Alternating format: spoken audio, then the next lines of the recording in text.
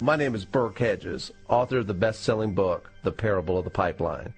I open my book with a story about Pablo and Bruno, who take two very different paths in their quest for financial independence. What you're about to see is the delightful animated story of their adventure. So, sit back, relax, and enjoy the life-changing lessons in the Parable of the Pipeline.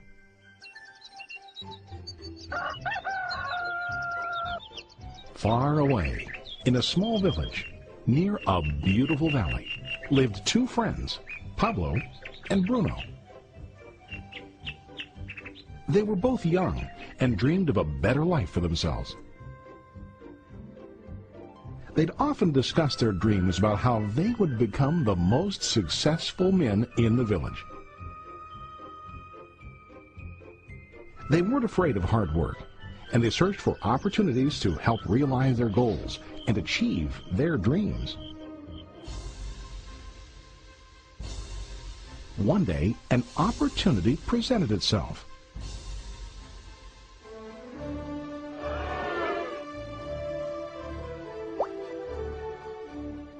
The mayor of the village decided to hire two people to bring water from a spring up on the mountain, across the valley, back down to the village. They were to be paid based on the amount of water delivered to the village. Bruno and Pablo enthusiastically got to work. Every day, from morning till evening, they carried buckets to and from the spring. They worked hard, carrying water to the village. In the evening, they'd return home with their day's wages.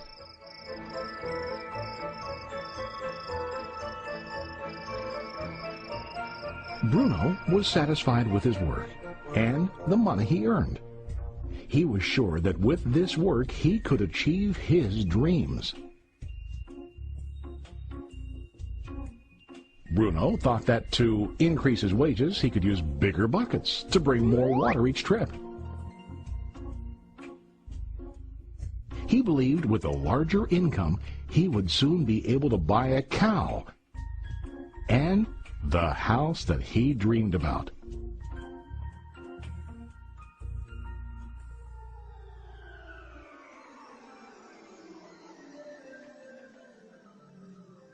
Now Pablo was not satisfied. At the end of the day, his back and hands ached, and he was exhausted. He was looking for an easier way to earn more. One day an idea occurred to Pablo. He imagined building a pipeline to deliver the water from the mountain spring to the village. With this pipeline, he could get more water to the village without carrying buckets back and forth from the spring to the village.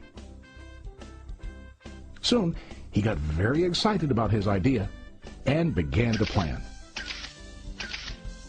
Pablo, of course, shared his idea with his friend Bruno and asked him to join with him to work on and help build the pipeline. Bruno thought the idea was crazy. All Bruno could think about was what his money could buy today and how to get it quicker. He felt that building a pipeline would slow him down and delay him in achieving his goals. Instead, Bruno got bigger buckets and went more often back and forth fetching water. He was sure that with this method, he could make more money. Pablo decided to build the pipeline on his own.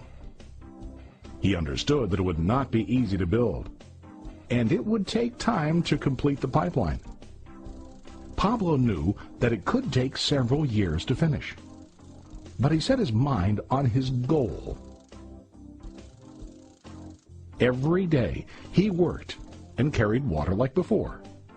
But on weekends and during his spare time, he worked hard to dig in the rocky soil and build his pipeline.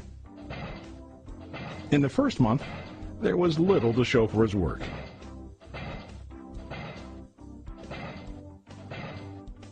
Bruno and the villagers laughed and teased him. They called him Pablo the Pipeline Man. During this time, Bruno's income doubled. He already bought a cow and a bigger house. His lifestyle changed. He now spent time after work in the bar, enjoying his hard-earned wages from delivering water.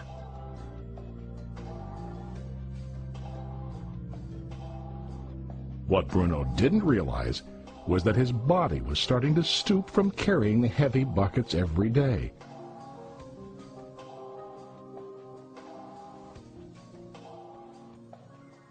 His face looked worn and his body tired. Soon, he began to carry less and less water due to the wear and tear on his body.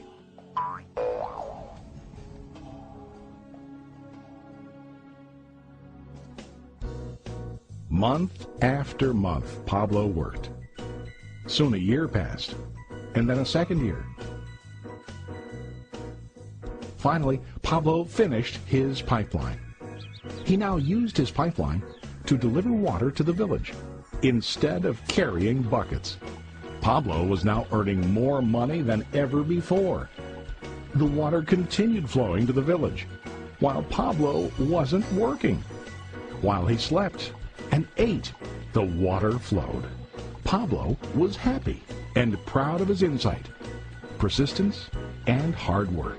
Now his income flowed as long as the water flowed through his pipeline.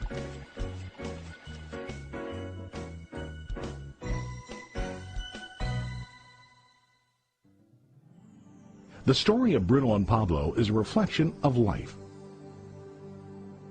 Their jobs symbolize what most people do to earn money.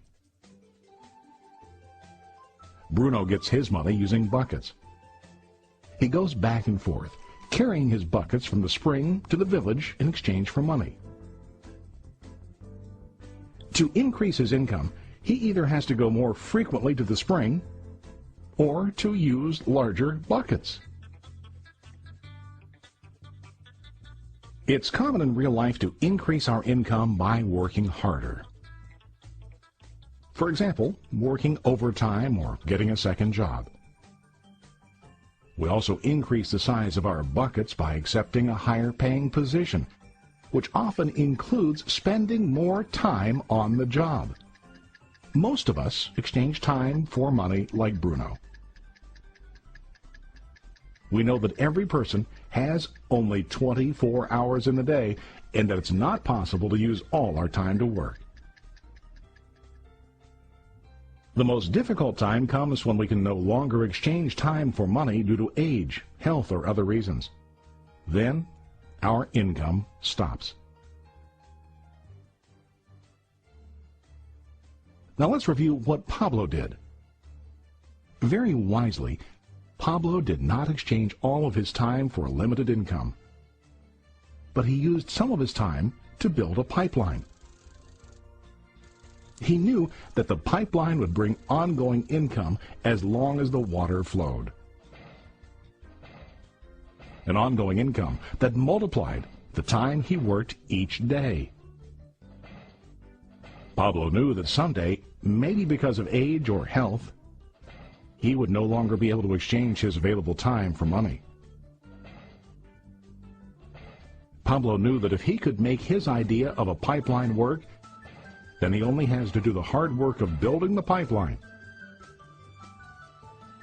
After the pipeline was completed, Pablo was able to monitor and maintain the flow of water to ensure that his income will continue. Pablo has shown us that to earn an income, we don't always have to directly exchange time for money. There really are better ways. How about you? Are you still like Bruno, who directly exchanges time for money? Or do you want to be like Pablo, building and maintaining a pipeline for ongoing income?